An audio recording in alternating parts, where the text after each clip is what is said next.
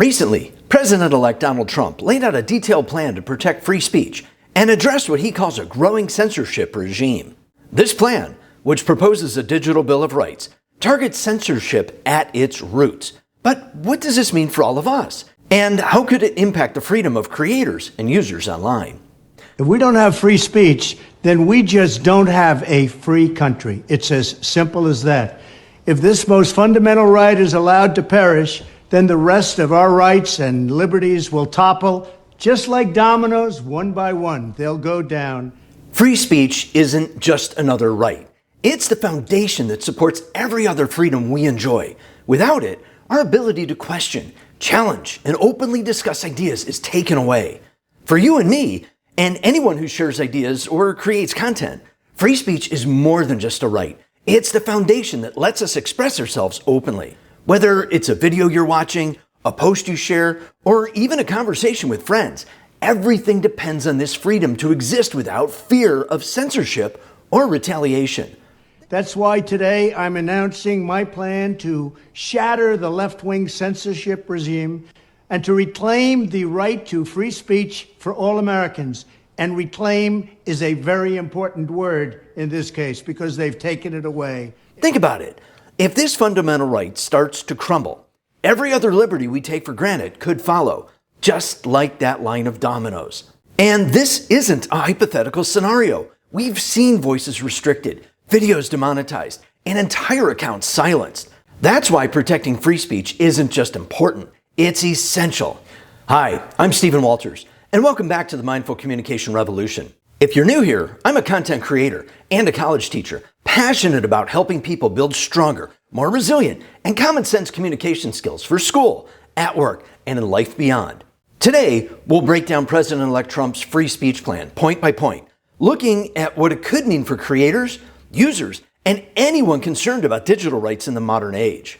Regardless of where you stand politically, the message about free speech and censorship is incredibly relevant to all of us, especially for those of us who rely on our voices to make an impact online. If you believe this topic matters, especially with potential impacts on all our digital lives, consider sharing this video to help spread awareness of how these proposed changes could shape all of our futures. To further explain his stance on the importance of free speech, President-elect Trump has highlighted recent reports that he says reveal a coordinated effort to influence and restrict public information. Here's how he describes the current state of censorship in America.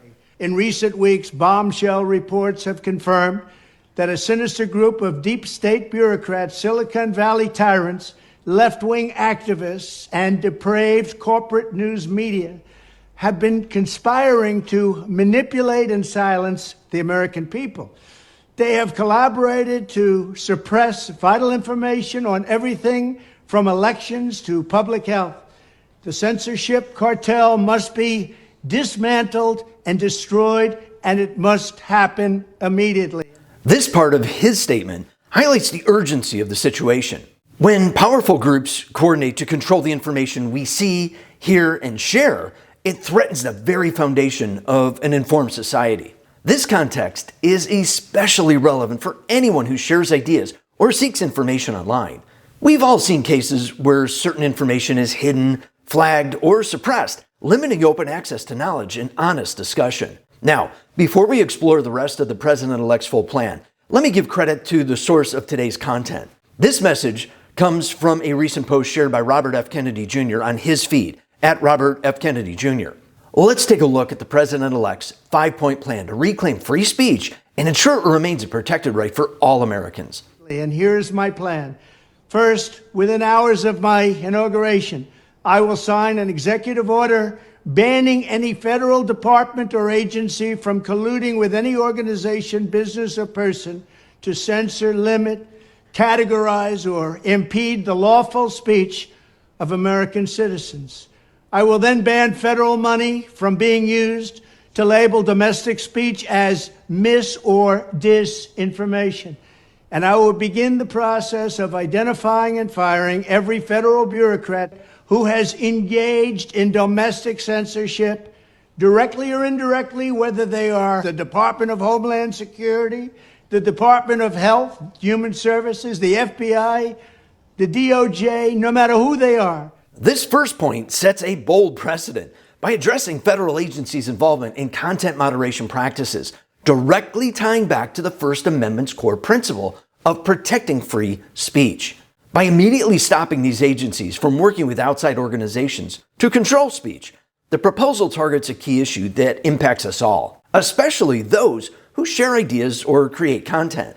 Imagine producing content only to have it suppressed, limited, or labeled as misinformation, simply because it doesn't align with a particular agenda. A safeguard rooted in the First Amendment, this executive order could directly protect our ability to share information freely, without fear that federal influence will silence our voices. With this initial action to stop censorship at its source, the plan introduces another layer of accountability, aiming to hold responsible those who may have already participated in these restrictive practices. Second, I will order the Department of Justice to investigate all parties involved in the new online censorship regime, which is absolutely destructive and terrible, and to aggressively prosecute any and all crimes identified.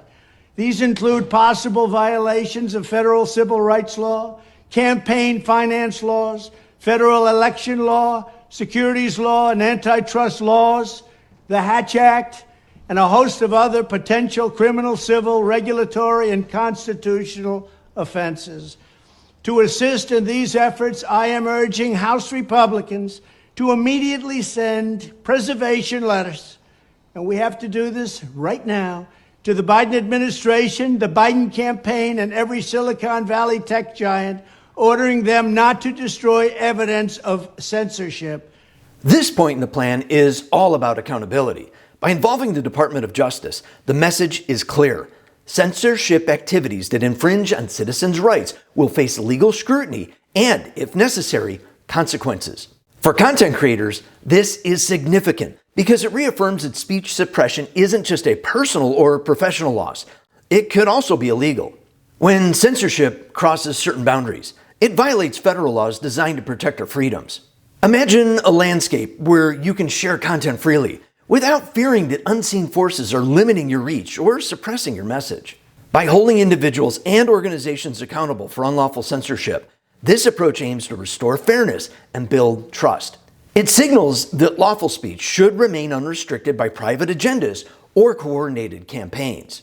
With this focus on accountability, the next point in the plan examines the role of major platforms themselves, starting with Section 230, the law that has protected them from liability, but also allowed them broad control over online content. Third, upon my inauguration as president, I will ask Congress to send a bill to my desk revising Section 230 to get big online platforms out of censorship business. From now on, digital platforms should only qualify for immunity protection under Section 230 if they meet high standards of neutrality, transparency, fairness, and non-discrimination. We should require these platforms to increase their efforts to take down unlawful content such as child exploitation and promoting terrorism, while dramatically curtailing their power to arbitrarily restrict lawful speech. This proposed revision to Section 230 could be a game changer for the digital space. While Section 230 has long provided platforms with liability protection for user content, it also has given them broad control over what content they choose to allow. Revising this law to require neutrality, transparency, and fairness would mean that social media platforms would need to follow clear guidelines to keep their immunity, reducing arbitrary censorship and giving creators more control over their content. For content creators, these changes could make a huge difference by establishing consistent standards for content moderation. Clear guidelines would potentially reduce instances of demonetization, shadow banning, or content removal, offering creators greater stability and control on these platforms. The next point in the plan shifts focus to the broader industry around so-called misinformation, an industry that heavily influences how information is labeled and managed. Fourth, we need to break up the entire toxic censorship industry that has arisen under the false guise of tackling so-called mis- and disinformation. The federal government should immediately stop funding all nonprofits and academic programs that support this authoritarian project. If any U.S. university is discovered to have engaged in censorship activities or election interferences in the past, such as flagging social media content for removal of blacklisting, those universities should lose federal research dollars and federal student loan support for a period of 5 years and maybe more.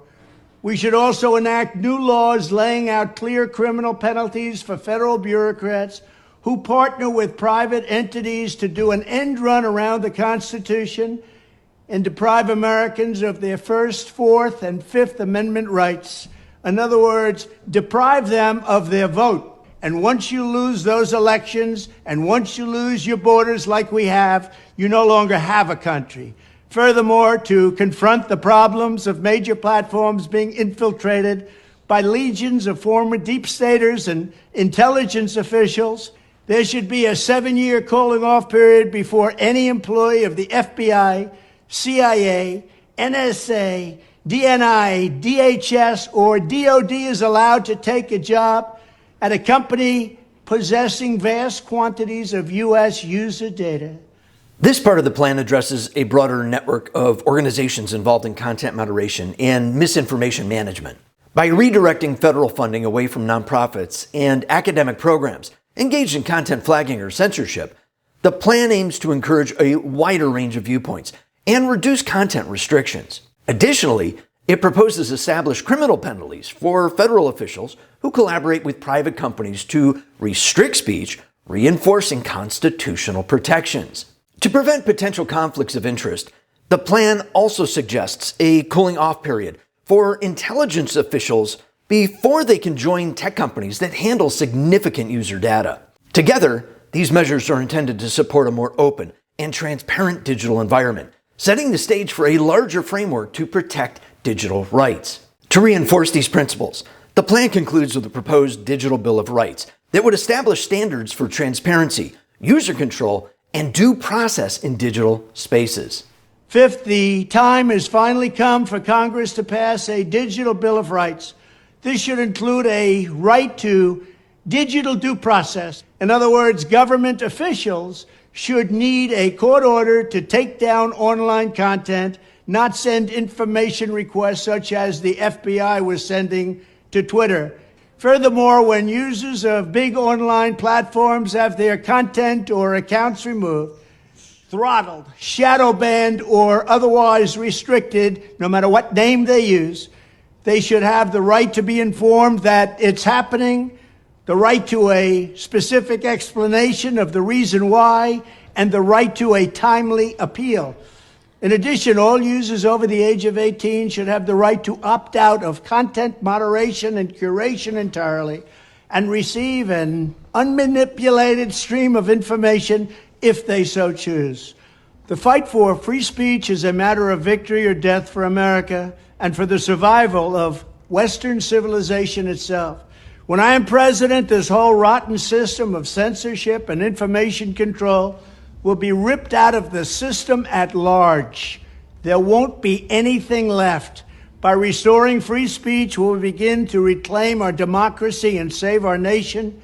Thank you, and God bless America. This proposed digital Bill of Rights aims to establish a foundation of transparency and accountability in the digital space, giving users and creators greater insight and control of how content is managed. For creators, this would mean that when content is restricted or removed, platforms would be required to provide a clear reason and a path to appeal. This level of transparency supports a fairer experience, making it easier for creators to understand and address any issues impacting their visibility and reach. Additionally, the opt-out option for content moderation gives users more control, allowing those who prefer an unfiltered experience to access content without platform-imposed restrictions. For creators, this would broaden their reach to audiences who seek uncensored content and diverse perspectives. Together, these measures present a vision of a digital environment that respects individual choice, supports open expression, and prioritizes clarity in content management.